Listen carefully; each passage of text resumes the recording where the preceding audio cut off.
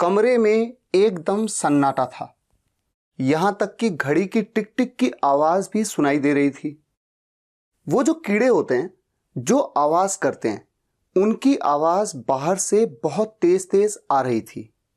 मुझे सच में बहुत डर लग रहा था, क्योंकि थोड़ी देर पहले ही मेरे कमरे के फ्रिज का दरवाजा अपने आप खुल गया था। लेकिन मैं शांत रहा, यह सोचकर कि शायद ये मेरा वहम हो।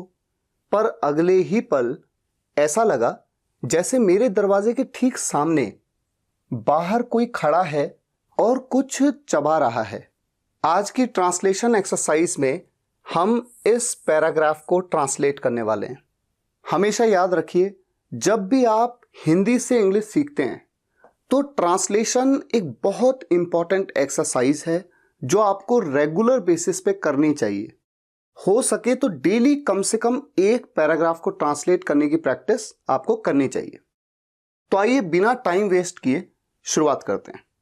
पहला सेंटेंस है, कमरे में एकदम सन्नाटा था। मान लीजिए सिर्फ इतना आपको बोलना है, एकदम सन्नाटा था। तो मैंने आपको देयर के वीडियो में बताया हुआ है, एक नल था, एक राजा था, कुछ ये था, कुछ वो था। ऐसे केस में देयर का यूज एज अ सब्जेक्ट करते हैं। देयर वॉज, एकदम सन्नाटा, क्या बोलना चाहिए? Complete silence.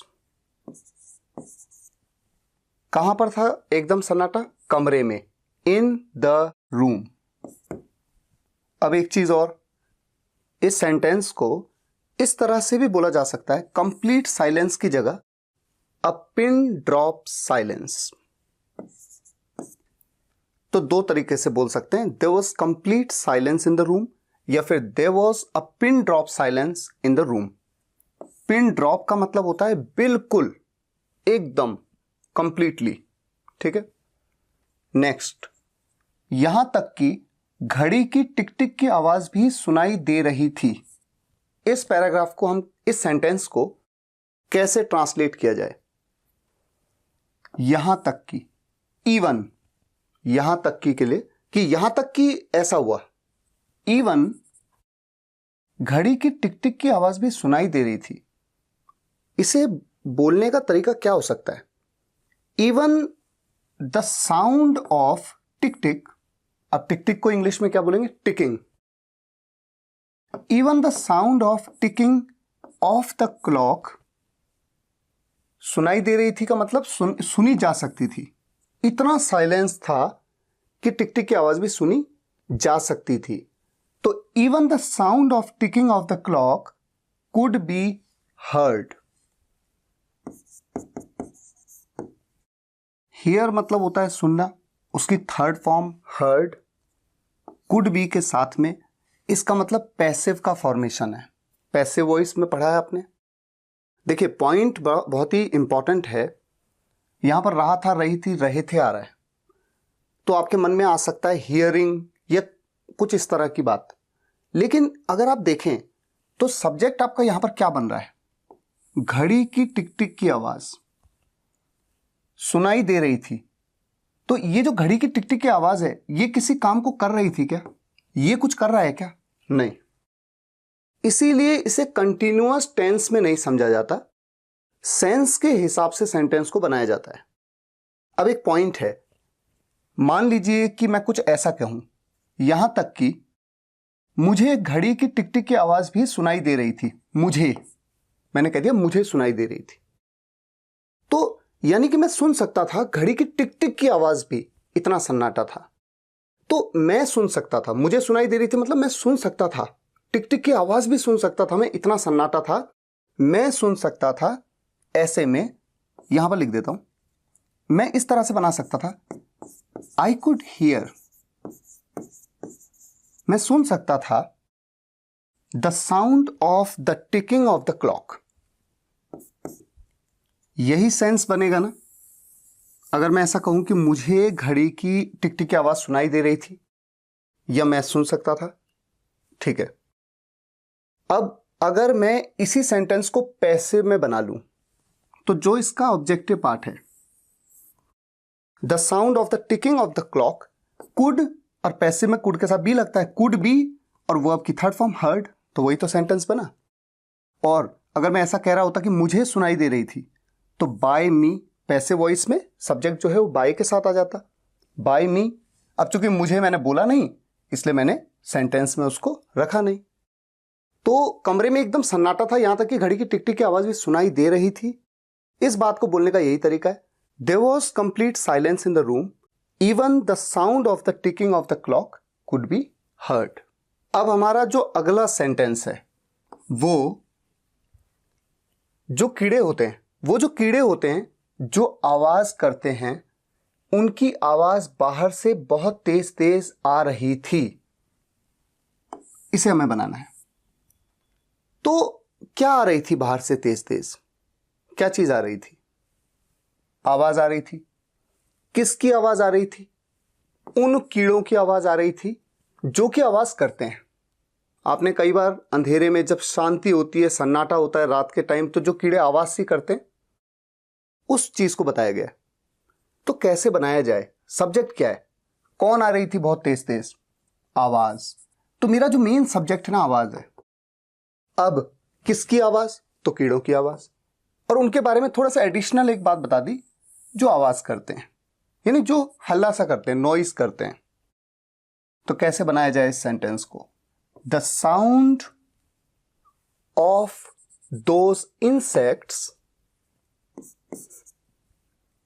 जो आवाज करते हैं यानी हल्ला करते हैं, नॉइज आती है जिनकी, नॉइज के साथ में मेक का यूज करते हैं, जो दैट मेक नॉइज, या फिर हम कह सकते हैं जो साउंड निकालते हैं, दैट मेक साउंड्स।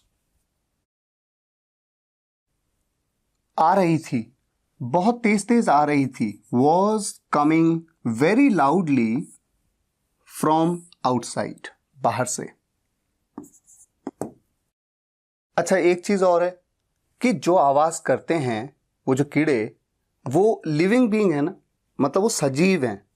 ऐसे में मैं दैट की जगह पे हु का भी यूज कर सकता हूं, कोई प्रॉब्लम नहीं है, राइट। तो ये बन गया आपका sentence, the sound of those insects, उन इंसेक्ट्स का साउंड जो कि नॉइस करते हैं या साउंड्स निकालते हैं, वॉज कमिंग, आ रहा था, आ रही थी, वेरी लाउडली फ्रॉम आउटसाइड। अगला सेंटेंस क्या है? मुझे सच में बहुत डर लग रहा था, I was getting scared, I was getting very scared. और सच में बोल दिया तो really, I was really getting very scared. क्योंकि, बिकॉज थोड़ी देर पहले ही मेरे कमरे के फ्रिज का दरवाजा अपने आप खुल गया था। थोड़ी देर पहले ही, इसके लिए क्या कहें? जस्ट अ मोमेंट अगो या just a while ago. Just a moment ago या जस्ट अ वाइल अगो मेरे कमरे के फ्रिज का दरवाजा अपने आप खुल गया था। कौन खुल गया था? मेनली कौन खुला था? दरवाजा खुला था, ये मेरा मेन सब्जेक्ट है। अब दरवाजा किसका? Of the fridge. कहां पर था वो फ्रिज? मेरे कमरे में था वो, in my room. The door of the fridge in my room, या ऑफ माई रूम भी कह सकता हूं, अपने आप खुल गया था। हैड ओपन्ड, अपने आप। अपने आप को क्या कहें? बाय इट्स ओन या फिर बाय इट सेल्फ। ठीक है, तो इसे लिख देते हैं। तो देखिए सेंटेंस क्या बना, पूरा सेंटेंस, मुझे सच में बहुत डर लग रहा था, I was really getting very scared, क्योंकि, बिकॉज थोड़ी देर पहले ही, जस्ट अ मोमेंट अगो या जस्ट अ वाइल अगो, मेरे कमरे के फ्रिज का दरवाजा अपने आप खुल गया था। The door of the refrigerator in my room had opened on its own, अपने आप, ऑन इट्स ओन या फिर बाय इटसेल्फ। लेकिन मैं शांत रहा, बट मैं शांत रहा यानी मैंने शांति बनाए रखी। आई रिमेन्ड काम। रिमेन मतलब बनाए रखना, काम मतलब शांत, शांत अपने आप को बनाए रखना। बट आई रिमेन्ड काम, ये सोचकर, थिंकिंग दिस, कि दैट, शायद, मे बी, ये मेरा वहम हो। It was my illusion. Was क्यों कह रहा हूं? क्योंकि मैं शांत रहा। बीते कल की बात हो रही है, तो आगे वाला क्लॉज भी प्रेजेंट में नहीं, पास्ट में रहेगा। ये बन गया आपका सेंटेंस। लेकिन मैं शांत रहा, बट यहां पर बट आएगा, ठीक है, ये मिस हो गया। बट आई रिमेन्ड काम, थिंकिंग, ये सोचकर, थिंकिंग दिस, कि दैट। अब पॉइंट एक हमेशा याद रखिए, इस तरह से जब भी कभी सेंटेंस बोलना पड़ता है, यहां पर चूंकि ऑलरेडी की के लिए दैट का यूज करना जरूरी है, इसलिए दिस का यूज रिपीटेटिव लगता है, नहीं करते, कभी भी नहीं करते। शायद ये मेरा वहम हो, may be it was my illusion. ये बन गया आपका पूरा सेंटेंस। नेक्स्ट, पर, बट, अगले ही पल ऐसा लगा जैसे मेरे दरवाजे के ठीक सामने, जो मेरे रूम का, कमरे का दरवाजा है, उसके ठीक सामने बाहर कोई खड़ा है और कुछ चबा रहा है। अब इस सेंटेंस को आपको बनाना है, तो स्टेप बाय स्टेप कैसे बनाएंगे? पर अगले ही पल, बट द नेक्स्ट मोमेंट,